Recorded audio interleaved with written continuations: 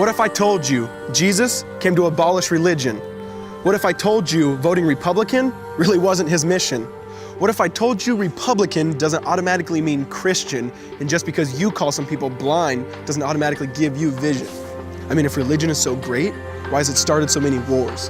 Why does it build huge churches but fails to feed the poor?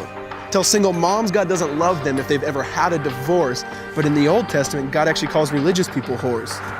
Religion might preach grace, but another thing they practice. Tend to ridicule God's people. They did it to John the Baptist. They can't fix their problems, and so they just mask it, not realizing religion's like spraying perfume on a casket. See, the problem with religion is it never gets to the core. It's just behavior modification, like a long list of chores. Like, let's dress up the outside, make it look nice and neat. But it's funny, that's what they used to do to mummies while the corpse rots underneath. Now, I ain't judging, I'm just saying, quit putting on a fake look. Because there's a problem if people only know that you're a Christian by your Facebook. I mean, in every other aspect of life, you know that logic's unworthy.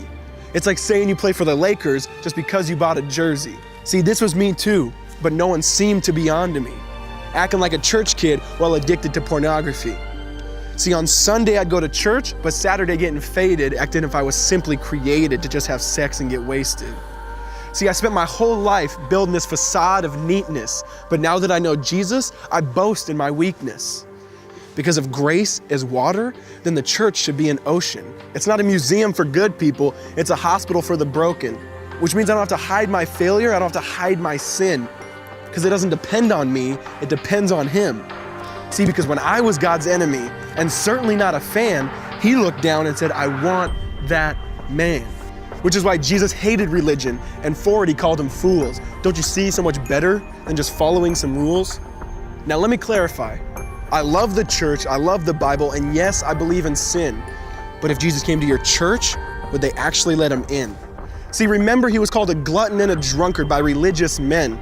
But the Son of God never supports self-righteousness, not now, not then. Now back to the point, one thing is vital to mention.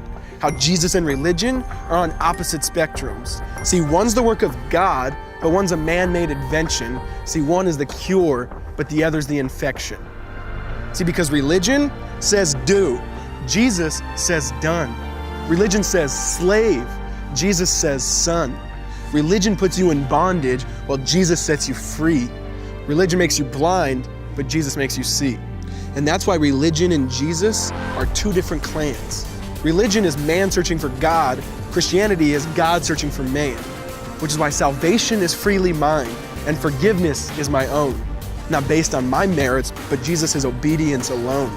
Because He took the crown of thorns and the blood dripped down His face. He took what we all deserved. I guess that's why you call it grace.